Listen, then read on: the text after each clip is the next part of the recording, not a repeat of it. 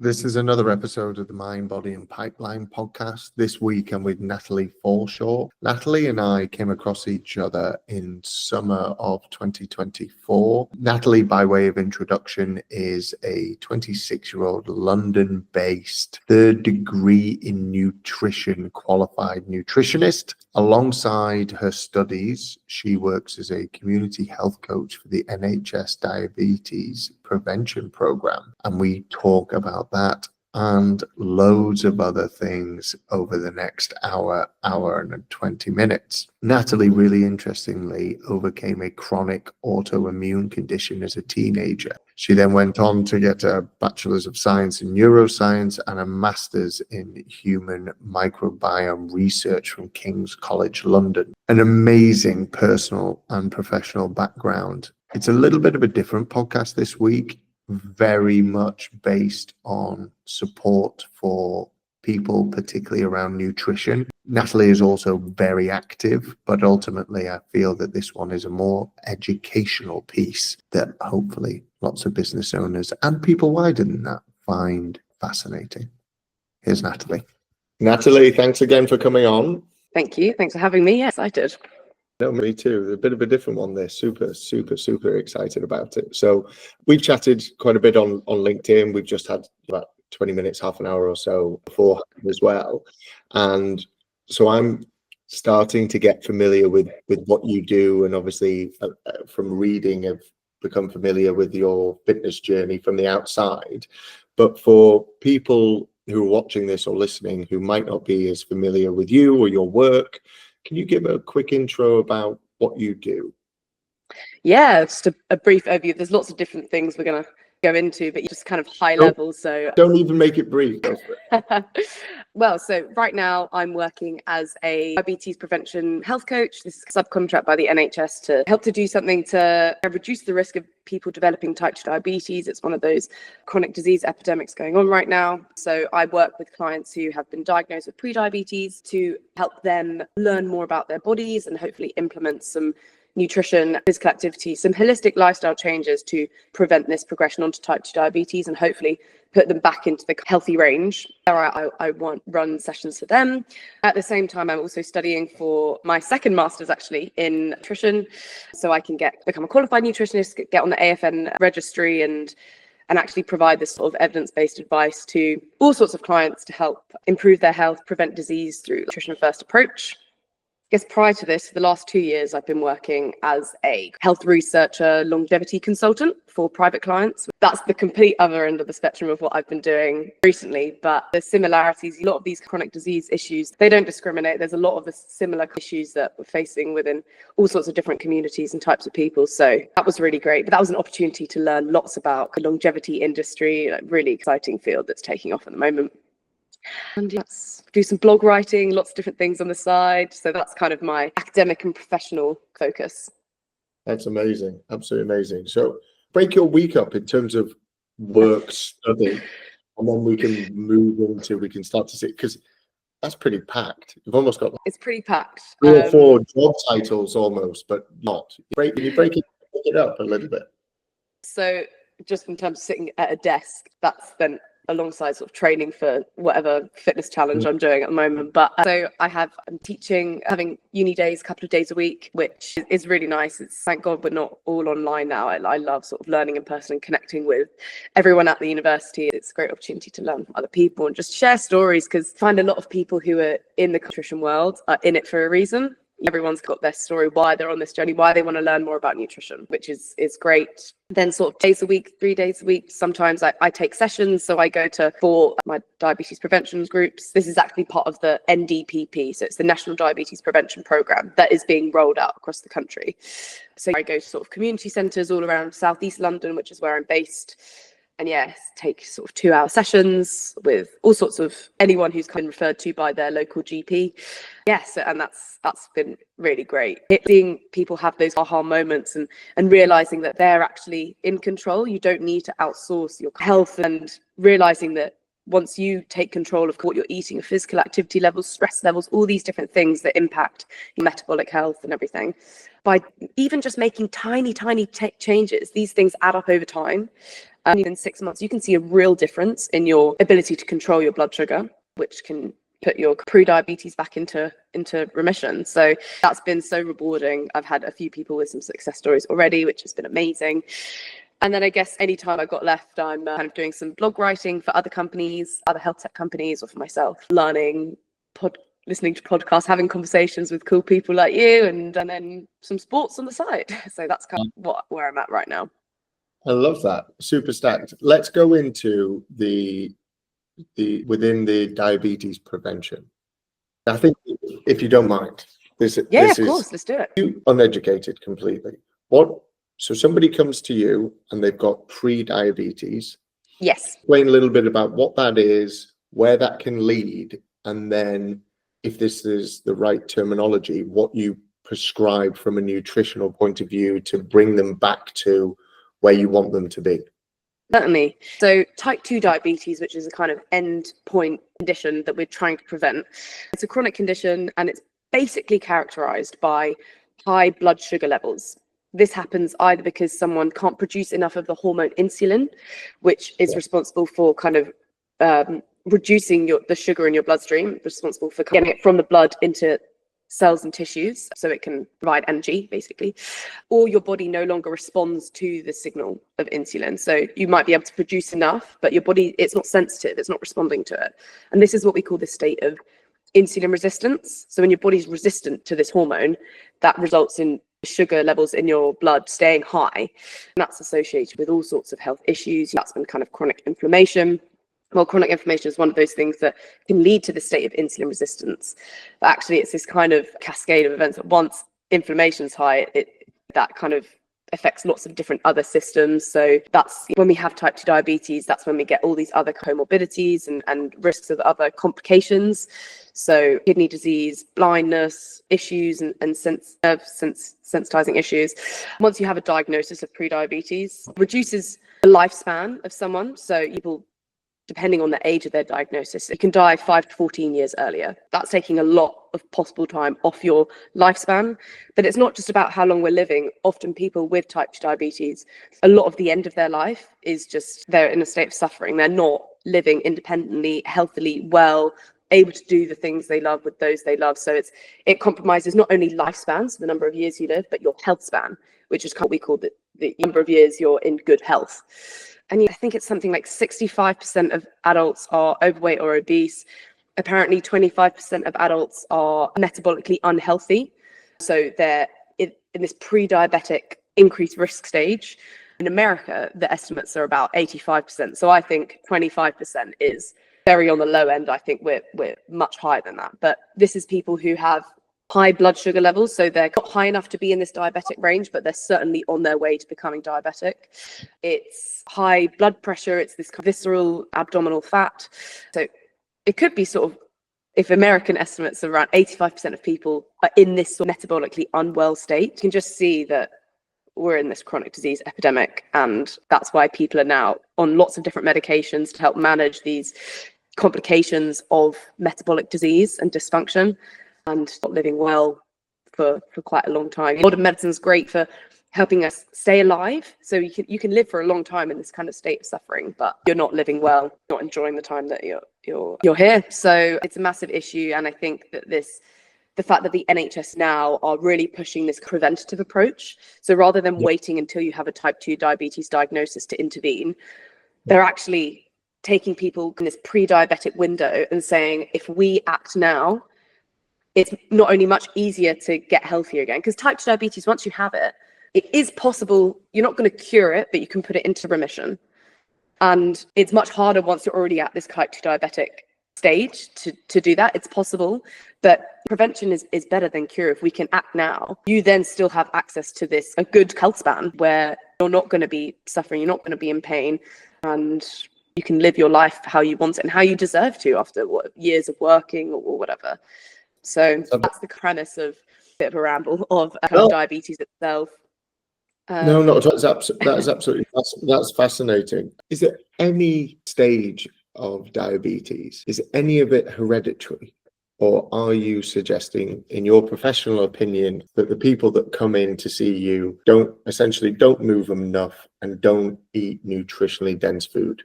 Or is it somewhere in between? Somewhere in between. So it's one of those complex conditions that definitely has a genetic component. You do see this people. So one of the main risk factors for type 2 diabetes is obesity. If you're carrying excess body weight, particularly that visceral body weight, your risk of developing diabetes massively increases. But not always, because you can have people who are overweight who actually don't really have too much metabolic dysfunction. But then you can have people on the other end of the spectrum who don't look overweight or obese, but blood sugar control is all over the place, and they're struggling with eyesight, that they're getting kidney issues, and you come that diabetic phase. So a lot you see sometimes with these kinds of people with the what people sometimes call skinny fat, with this kind of metabolic dysfunction, there is a family component, genetic component there. So they actually do have to work harder to manage their lifestyle to prevent diabetes even more strongly than someone who maybe doesn't have that genetic component but has worse lifestyle factors that are really driving the state. But do you know what? There are certain genes that increase the risk, but predominantly this is a lifestyle preventable condition. So even if you do have these genes, it's that kind of phrase, genes load the gun, but the environment pulls the trigger. So it's maybe there's nothing we can do. We're born with our genes and we can't do anything to change them, but how we interact with our environment through what we eat, through how we move, even just our social connections where we live, all these different complex multifaceted factors that impact our health status, where we're mindful of that and doing what we can to optimize our genetic blueprint, our expression of these genes, then you can easily prevent these conditions. That's amazing. And what are those preventable measures So that you would recommend that are outside of the genetics that, like you said, load the gun? yeah, well, as I say, genetics is nothing you can do, but it's acknowledging that we are not destined by our genes. We are in control. We are so empowered to change our health trajectory, change our aging trajectory, optimize our health status, prevent disease. So this whole complex picture, there are lots of moving parts. It's not just nutritional, though. That is, I would argue, one of the most important particularly for our blood sugar control. So yeah, I can start with that. So when we eat, there are lots of different health tech companies as well encouraging us to think more about our blood sugar control. You've seen those CGMs, those continuous blood glucose monitors in the back of people's arms. So there is this wave of optimizing our metabolic health and minimizing glucose spikes and all these things. I think it's great to help people understand that what you eat impacts your health, because so long it's just people haven't paid attention to their diets and people haven't think you need a medication to control your blood sugar, when actually optimizing your diet is really, really effective. But yes, so when we eat, particularly carbohydrates, when carbohydrates are broken down, they're broken down into sugar. When we eat, we get a rise in our blood sugar. This is a response to food, perfectly natural. But you can imagine if we're eating very, very rich or a lot of carbohydrates, or if those carbohydrates are very simple, i.e. they haven't got much fiber, they've been highly processed, this sugar can enter our bloodstream not only more rapidly, but even more intensely because of the load. So you get these very, very significant blood sugar spikes. And then in response to that, your body then launches a sort of metabolic response to, we want to remain in a state of balance. So it's launching these hormones to then bring this blood sugar down. And that hormone is insulin, as we touched on. So when your body has to respond to this big spike, it has to act very quickly because it's a very sort of strange response. The body's thinking, God, what's going on here? You get a lot of insulin release and then you crash off. And that's then associated with this kind of fatigue, hunger, hangriness, even though you've just eaten lethargy. And once one hormone is dysregulated, that has impacts on lots of other hormones. Our hormones are all tightly regulated. So you don't want big fluctuations very quickly because it has implications for cortisol, stress hormone, that has implications for growth hormone, one of those things that's really important for regulating our muscle mass and our energy, that has implications for our sex hormones. So you don't want one system to be completely dysregulated because that has impacts on others. So being mindful of the amount of carbohydrates and the types of carbohydrates that we're eating is really important for blood sugar regulation, for blood glucose management. But it's not about being afraid of carbs. Carbs have their place, but it's about the type and the quality. And just from looking around in our food system, ultra processed foods from every corner, it's these types of foods and carbohydrates that wreak havoc on our metabolic health, really.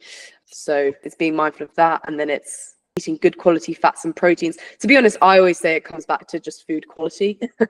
The more whole foods we're eating and the more a food resembles its true original form, the more micronutrient density it's going to still retain, the more fiber it's going to have, which is going to be amazing for our gut microbiome and just for generally our digestive system health as a whole.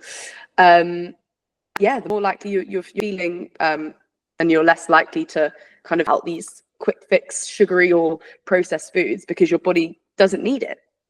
So about whole foods, it's about being mindful of the level of processing and kind of load in itself. And these are all things that, know deep down, it's innate requirement for these whole foods and this micronutrient density, but it's just something that's easy to forget when you have aggressive food marketing and the ultra processed junk food, and obviously we can talk about the food system and how these unhealthy options are incentivized because they're cost effective compared to actual going to nourish our brains and bodies.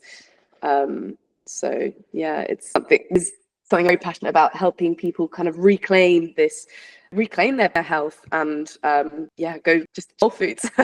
Choose the whole foods because it makes you feel better. That's amazing. If somebody was watching this now and they had a piece of paper and they were like, right, I am going to go whole food shopping, can you reel off a dozen? But you could probably go vegan. I mean, anything that doesn't have food label, or ingredients list. I mean, just go up in the fruit aisle, that has no processing. So anything obviously your cruciferous vegetables, your broccolis, your cabbages, your cauliflowers, all these foods have such an amazing kind of nutrient density. Fruits are great. I mean, where we can eat seasonally is going to be better for our biology because it's getting harvested at the right time of year. It's going to contain the maximum amount of nutrients because it's being harvested in alignment with the environment. Nature is kind of food to the right amount of nutrient density and the kind of nutrients that are prime for that fruit at that point in time. And then, beans and legumes, these kind of, provided that we don't have any severe gastrointestinal issues, then legumes and lentils kind of great sources of fiber. Eggs, I think eggs are amazing. Great sources of proteins and fats, all sorts of the choline and vitamins. They're fantastic, helpful. Eggs are great. They're just basic things that you can recognize where they're from. As soon as something, kind of this idea, like classic example, you can eat an apple and that's great whole food. You pick that exactly from the tree, you know exactly what it is. Then you have kind of apple puree, kind of, it's been mashed. You still kind of where it's come from, or you can have apple juice. You kind of, unless there was you could probably recognize the flavor, more completely removed from kind of what it was. And then you've got apple tarts, which is completely processed, added with other kind of components, and it's kind of unrecognizable from what it originally was. So prioritizing or just ensuring that most of your diet is more from this kind of whole food kind of recognizable form is just to ensure you're going to be meeting your nutritional requirements to avoid kind of deficiencies, but also so you can optimize your health, because it's not just about preventing disease. It's about how can we go to the next, as in it depends who you are and kind of what your goals are. Also, I'm sure this is something we're interested in. It's not about just preventing, but it's about how can we optimize, how we can go to the next level to feel the best we possibly can. And a lot of that comes from micronutrient density as well. That's amazing. So the ingredients list is nothing with an ingredients list. If it has an ingredients list, I'm guessing that you want the minimal amount of things on there possible. Not 30 commas you see all the time on things and things you can't pronounce or that you don't know what they are, you wouldn't have in your kitchen. I mean, that's to say that these things you should never eat. We're all human.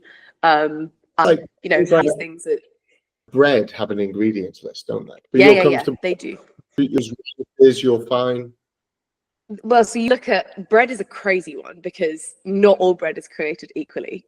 And, you can have a rye sourdough with literally just starter, rye flour, water, yeast, and salt. That's fine. Everything, ingredients that know that's not completely my body. But then you could look at some of the highly processed white bread with,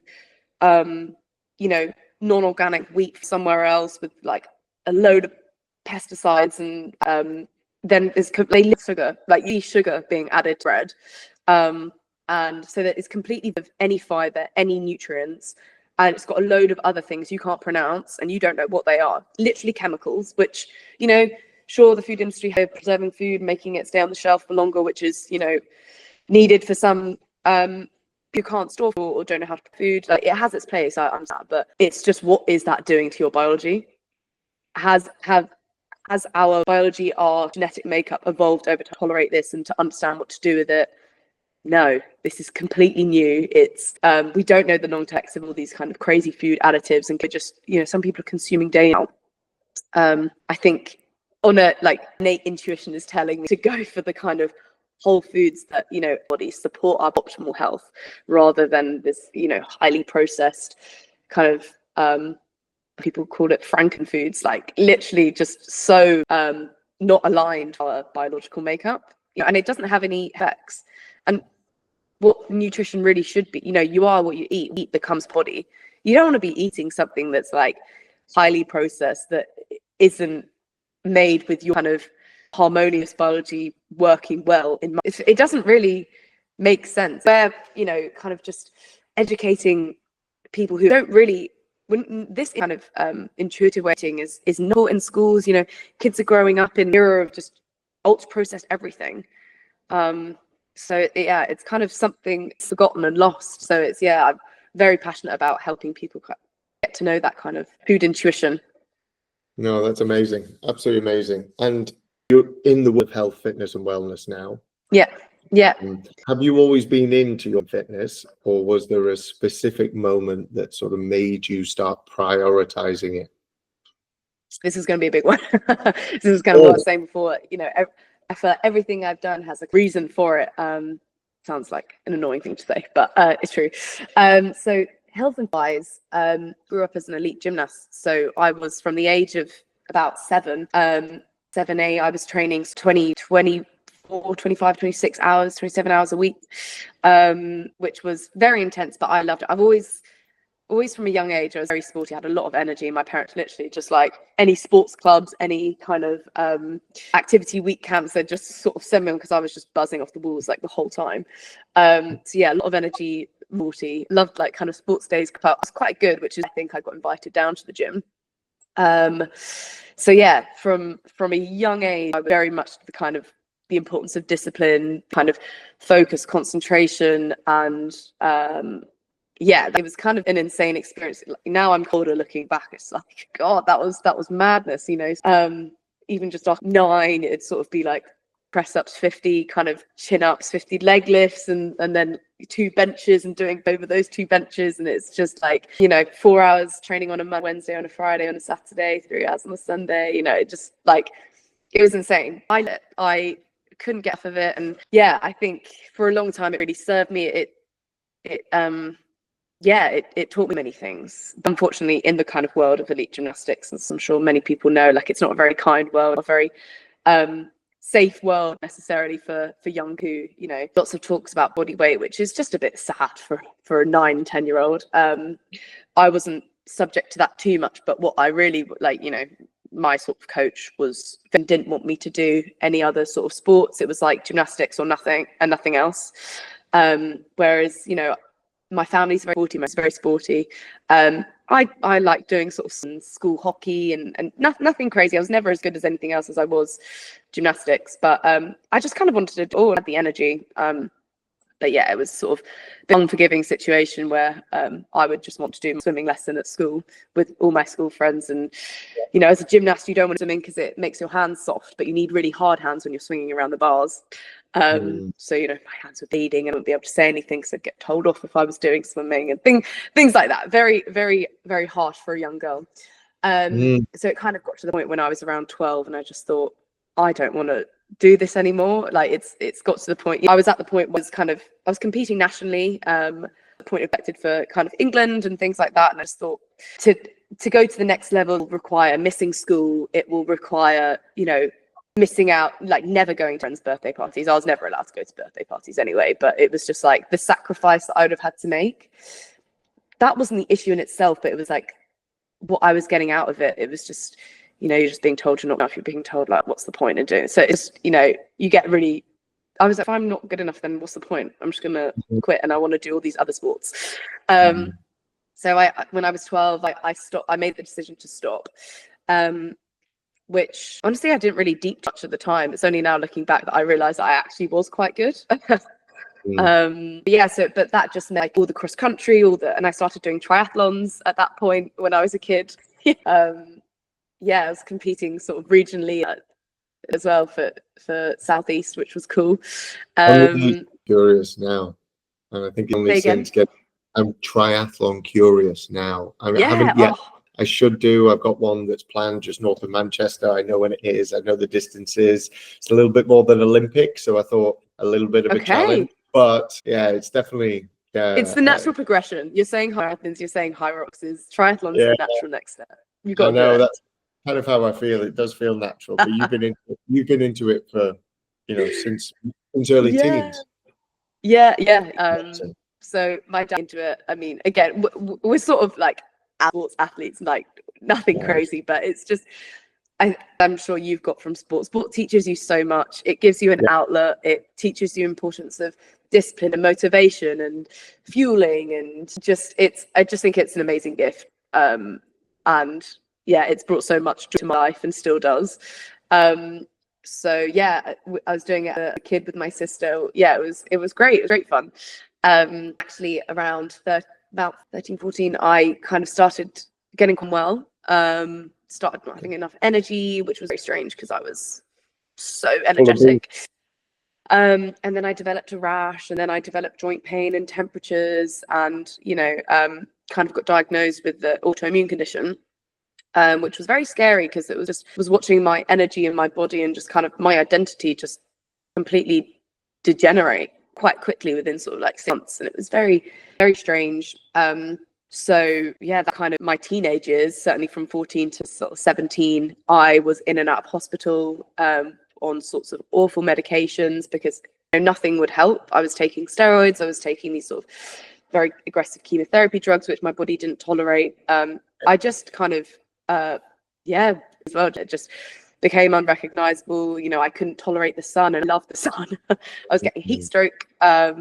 I was just in pain, like my joints were swollen. It was a really, really awful time. And bless my parents, I think they just like were so stressed out they weren't able to do any help until. So it kind of we were in and out of what the doctors kind of said, and it just got to a point where my liver was failing because of one of these drugs. And then I came off that, and then the following week they were suggesting another one with just horrific safety profile. And we just thought there must be another way at that point. So we really started to. I say we, as my mum, who is like my savior, really just started to look and just think, what else can we do? Like we've always understood that fairly well.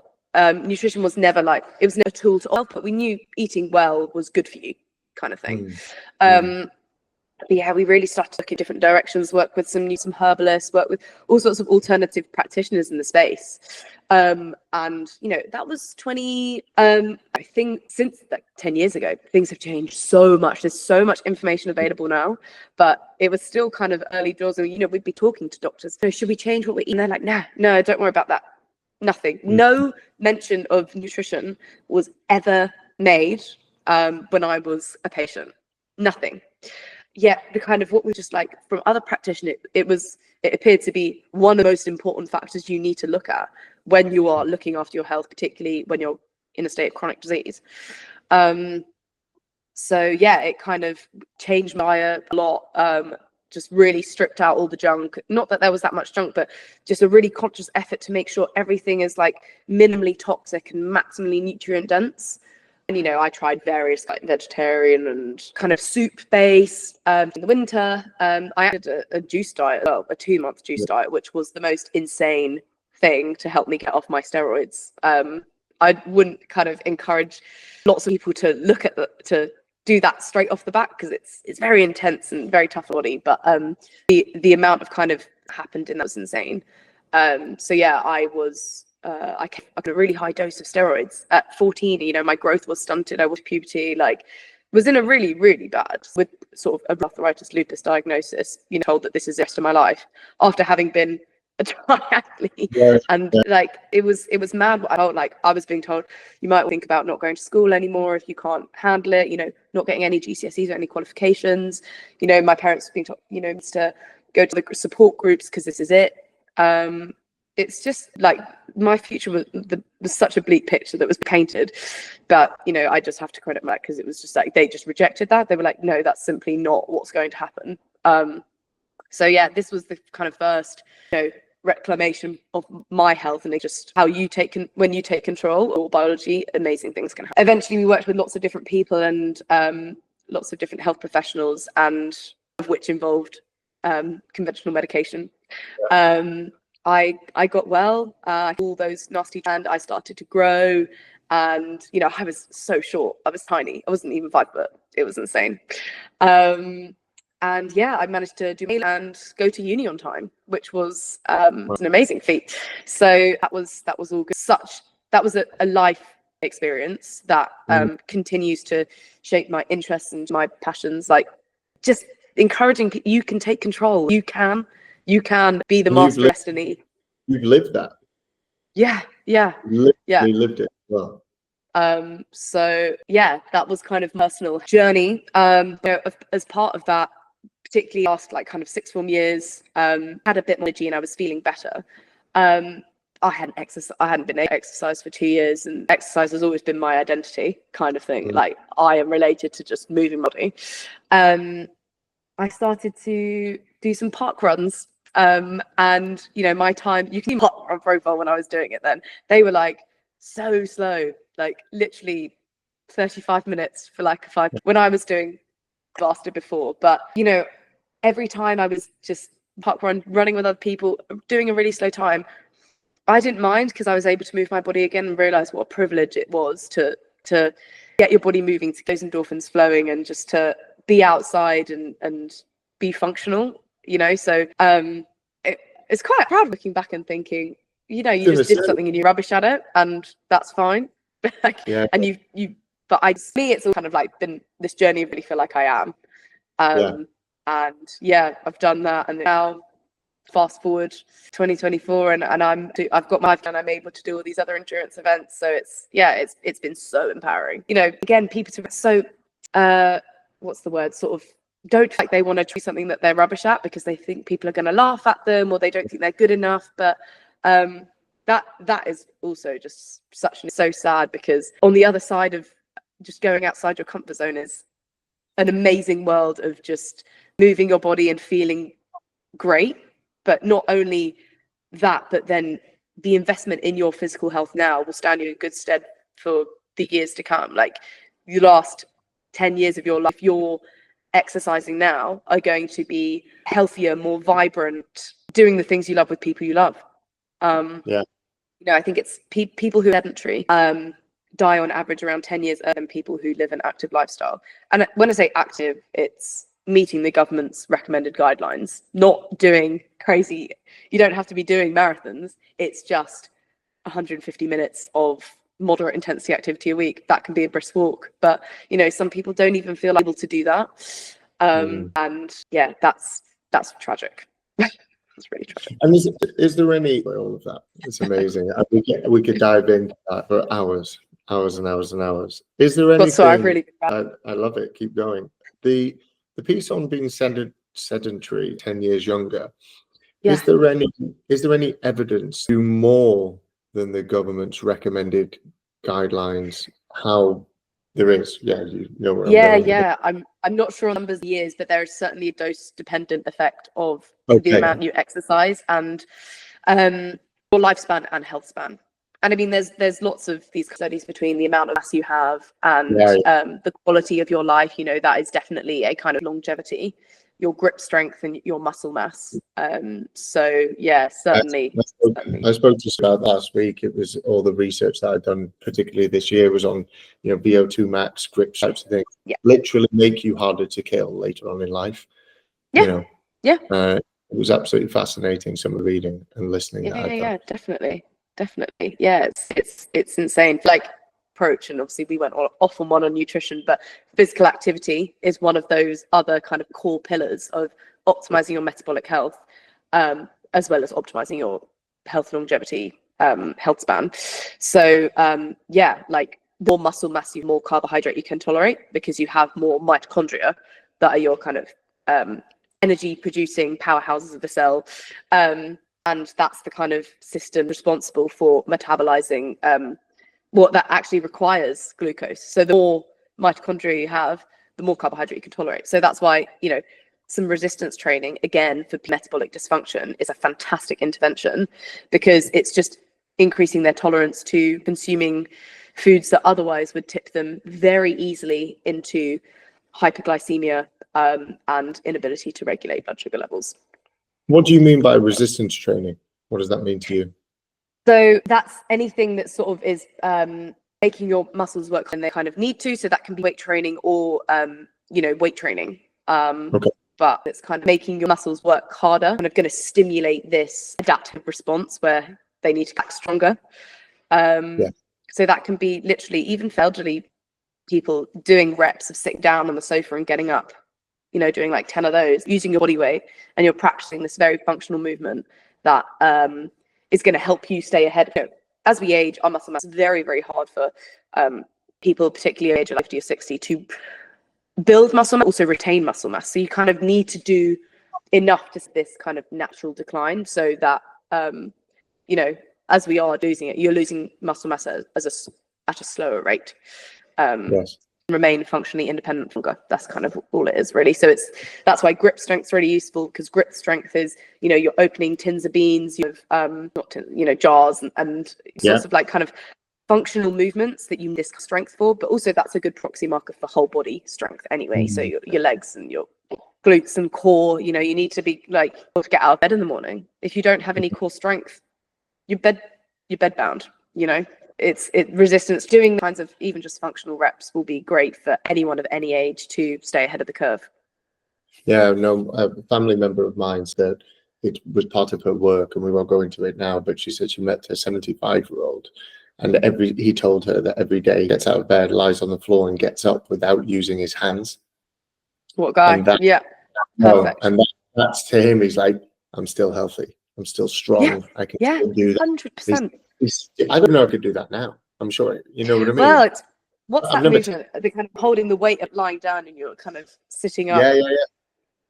That movement, name of it, is, you know, where we're like, you know, this kind of still able to kind of increase our muscle mass. Do that now, then you can see that's going to have positive impacts, you know, in the next 10 years when it gets a bit harder, but trained it. And because you're kind of already way ahead of the curve, decline is going to be slower. So you're going to be retaining this kind of functional ability for longer. Nice. Love it. How do you fit everything in then? So what's the routine? You've got the passions, you've got the work, you've got the stuff with private clients, you've got the uni, you've obviously got your goals and your setting. I know you've done a High Rocks recently. How do you fit that in? What's the routine? What is that Monday through Sunday? I'm joking. That is definitely the first thing to go. My sleep is my weakest pillar. The other one that we kind of discuss in our diabetes groups. Yeah. We all know the importance for helping your body regenerate. That is the thing for me goes first. Which that's my like goal. More mindful of sleep and getting the hours that I need. But you know, I think from understanding that discipline is just central to being able to do everything that I want to do in the limited amount of time we have each day, honestly. And you know that if I don't have plans, things in the morning is better, like exercise in the morning to take, you know, that morning motivation, where I'm going on in the morning, and I can join, you know, I'm part of a local running club, which is really nice to getting out in the evenings. What would I be doing that's productive then? You know, I might as well go out to a club, and then you're connecting with people as well, which is nice. So from an exercise standpoint, it's either doing it in the morning or joining clubs so other people drag along. Nutrition wise, I guess, you know, I'm prepping, I'm understanding like need and how it efficiently or quickly, or I feel like I've got that down from uni, but it's definitely just how can you get optimal nutrition efficiently when you don't have time, and when you do have time, you know, I quite enjoy cooking as a thing anyway, you know, I know some people hate it, but that helps enjoying the process. And it's just quite strict time, obviously, work wise, that can be easier said than done. But it's just, I think, learning how to juggle and balance. Absolutely. But what I find is that where I'm in this space, a lot of these kinds of things are interconnected anyway. I'm generally constantly talking about food, longevity, or the microbiome, really. So it does all support each other. Yeah. Well, if you're consistently seeing people on that diabetic journey, and you're talking to them about improving nutrition, moving more, it is just consistently embedded with it. And then you've also had that big moment in your early teens where your personal health degenerated. And I always ask people is what keeps you motivated, for short, medium, and long term. But I think we kind of answered that already. It's what happened. You're thankful, that's grateful that you can continue to move. You want to be the best version of yourself. You want to strive. You're learning and engrossed in this world of biology and nutritional information, and people treat people who are not doing this for their body consistently, and therefore just here, or that what it's a passion, it's a job, and it's you're almost helping prevent and cure. You see, you're not doing those passions and what you do for a job, but it's almost it's almost don't you've got every motivation. It's true. That's every motivation, sure. It's just being driven moments, which I think anyone who's had something like that, you don't want that to happen again, and you don't want anyone else to go through that. But it's also just want to feel good. I know exercise and feeding my body and doing what I can and feeling like I'm doing good in the world, that all these things combined feel good, but the foundation really is nutrition and moving your body. I think because then often the stress management falls, you don't feel like you're completely disempowered and out of control, and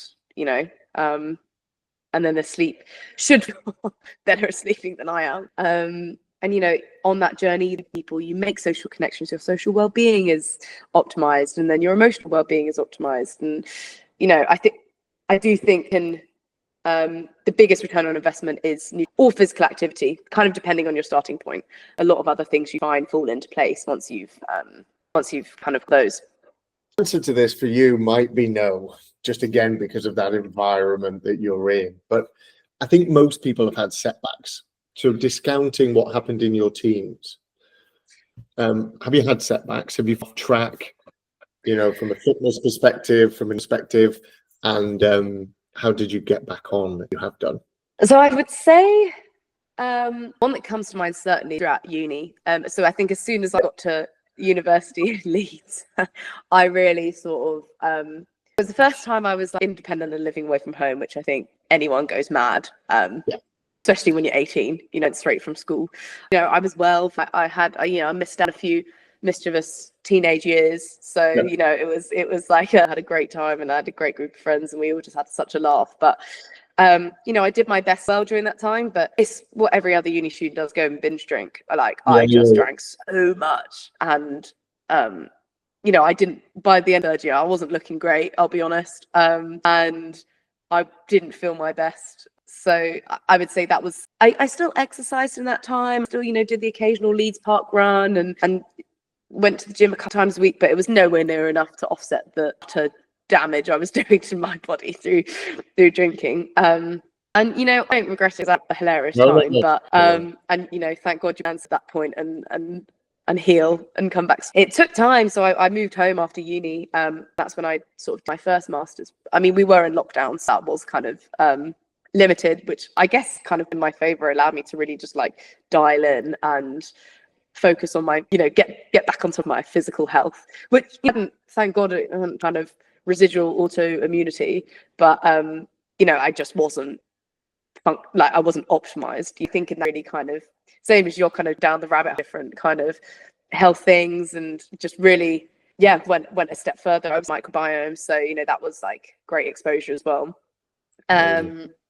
So I'd say this during uni, I wasn't living in the way that I wanted to, but I was just living in a way that kind of every student does, and having the opportunity to recenter and refocus at home needed. And I kind of haven't looked back since. And found opportunity from a work perspective through the health and fitness communities that you're a part of? It's an interesting one. I think kind of like a two-prong answer there. I think I've certainly, in terms of finding opportunities, I mean, I've been able to work more efficiently through optimizing my health, that like, clarity of thought, productivity,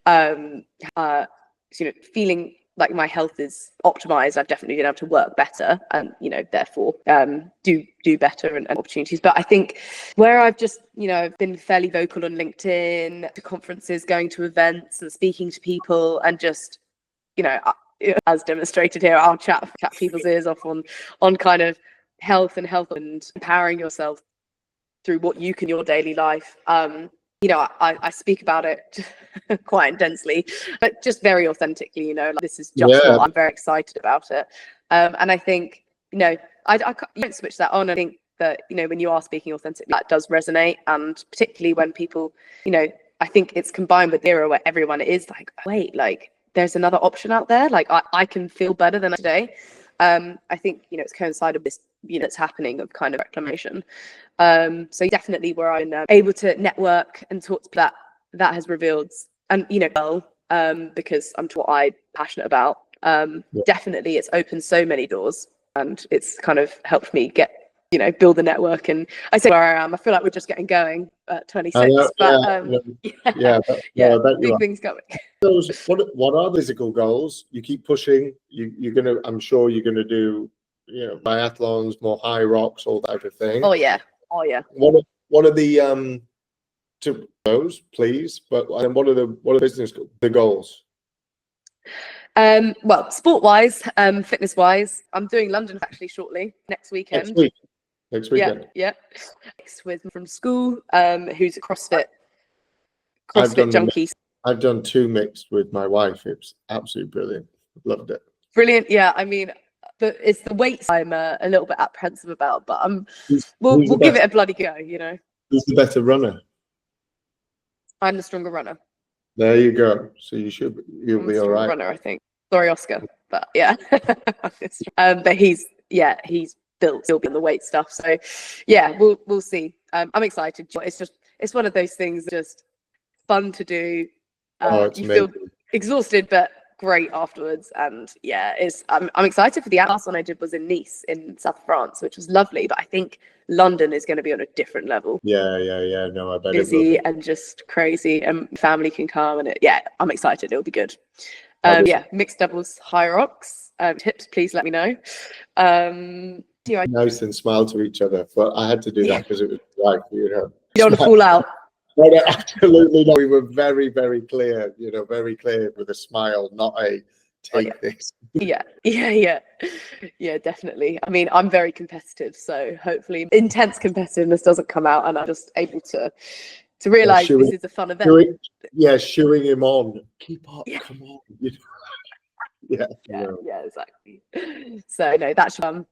Definitely, I wanted kind of some longer triathlons next year.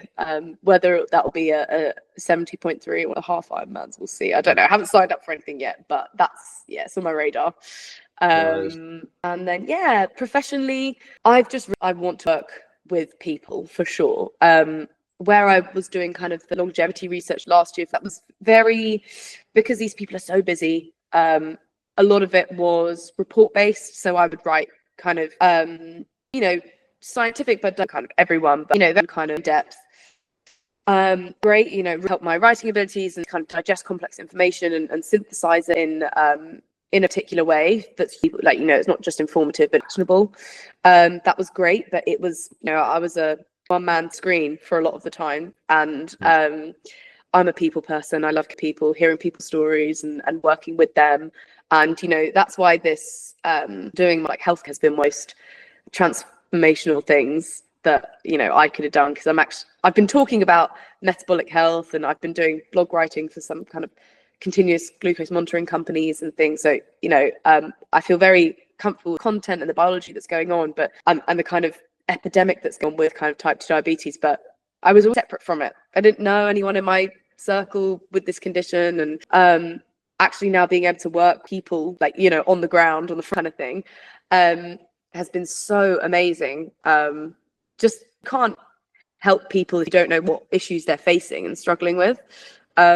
So yeah, it's been amazing. Also terrified of public speaking before, and actually, I think we mentioned before, out of your comfort zone and doing hard things, and yeah, that was challenging. But now I feel like I'm really getting grips with it, making a difference. So that's really great. So I want to work with people long term. I would love to definitely. I know it will be a sort of preventive health optimization, longevity space, whether it's kind of my own practice that's kind of very focusing on, systems biology approach, looking at factors. So obviously like nutrition, physical activity, but also, the microbiome is a kind of its own. And, working with people, devising plans, group sessions, health optimization programs, basically. That goal in whatever it takes, we'll see. But yeah, that was the kind of reasoning for wanting to do this master's as well, so I can get, the letters behind my name and be in a position where I can provide advice, evidence-based advice, rather than just kind of research reports. Yeah, that's awesome. And we'll make success. Yeah, about it. We'll see. Well, hopefully we'll still be in touch, so I'll get to see that. Definitely. Yeah, hopefully I get to see that. More couple of questions. Let's go. Just to prime you. So with the next three, what means to you? What does fitness mean to you? And what does wellness mean to you? And then the last one is a dead simple one, so I don't need to prime you for that one. Okay. Health, fitness, and wellness. Yes. What do they mean? Because at the moment they're being blocked in together. They're a category. Yes. They're an industry now. Yeah. But they're definitely wellness. Fitness was something else.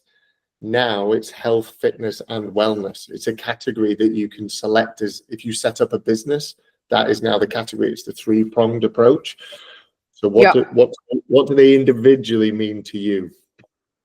Well, I think I'm trying to remember this from my PE GCSE, but I think the organization definition of health is a state of complete physical, mental, and social well-being, and not merely the absence of health or infirmary, which I think is actually quite a good definition of health, which is surprising from a sort of traditional, conventional entity that doesn't necessarily for all these different kind of complex things that impact our status. But this definition that just about your kind of physical well-being, but it incorporates your mental health.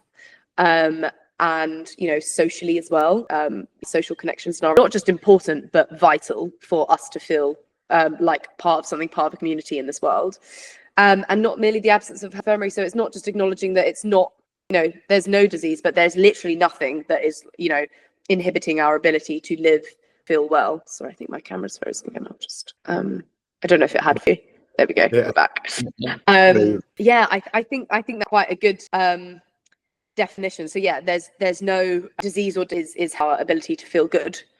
So I would align myself health. In terms of fitness, I think I would say there's not one. I would say it's like this pursuit, because fitness it's not like you've reached fitness. You're constantly improving your fitness, right? I would say it's this like dynamic, constant pursuit of improving your cardiovascular health, your VO2 max, improving your muscle mass, and improving any sort of flexibility and balance. These are the kind of 4 categories of what we need to focus on to age well and to be functionally optimized. So that was VO2 max, muscle mass, and then the other 2 were? Flexibility and balance. Yeah, see, that's really interesting. That is interesting. Go for the wellness one. That's super interesting. So continue there if you want, but that's super interesting. Yeah. Well, we'll stick with that. Yeah, wellness, I would say, is the more. So we've got, as we said, mental, social, physical, no disease or disability. I think this when this is me coming on the fly. For me, it kind of speaks to this real proper holistic of health, where you're understanding the true interconnection of these. Yes, we don't have any disease or disability, but we're optimized in a way that we have just like a daily zest for life. Like we're feeling vital, got vitality on a kind of soul level that is kind of dependent on our physical, mental, and social well-being. yeah, I think it's like a level, and that's what, I think that's why you kind of conventional health role in there are this whole wellness movement, because it's just a more kind of holistic understanding or like approach to health. I think it's beautiful. I love why would you not wellness? Why would you not want to feel zesty, to feel like vital?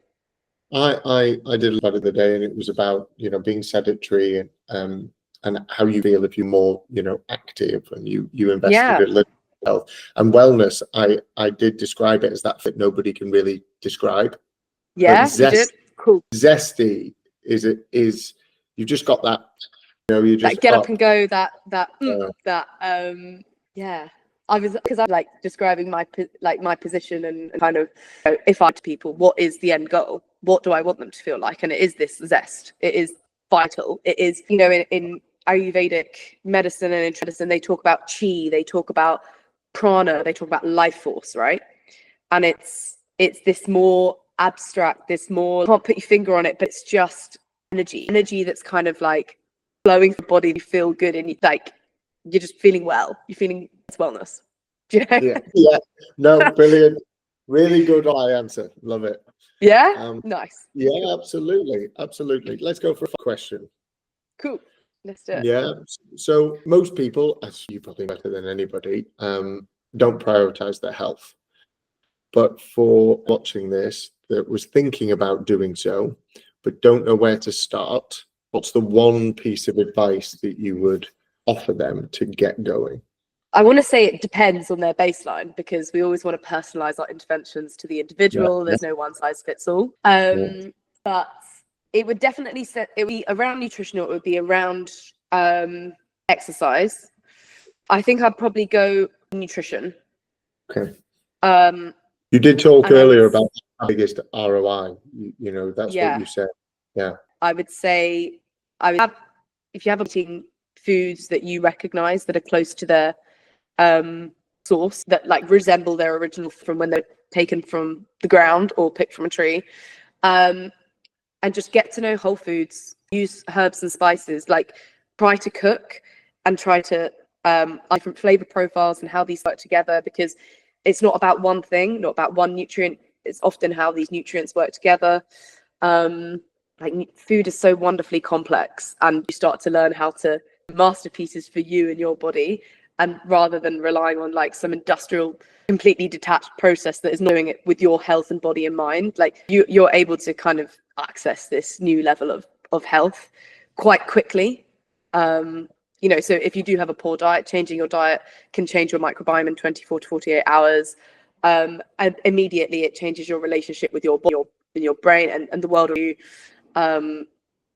eat, you become, you're consuming. So you're literally upgrading your physical makeup by what you eat. So if we're starting by swapping out, even if one ready meal you have a week, or day, even whatever it is, just make swaps here and there, and just focusing on more whole foods approach, then I think that is one of the most powerful things you could ever do.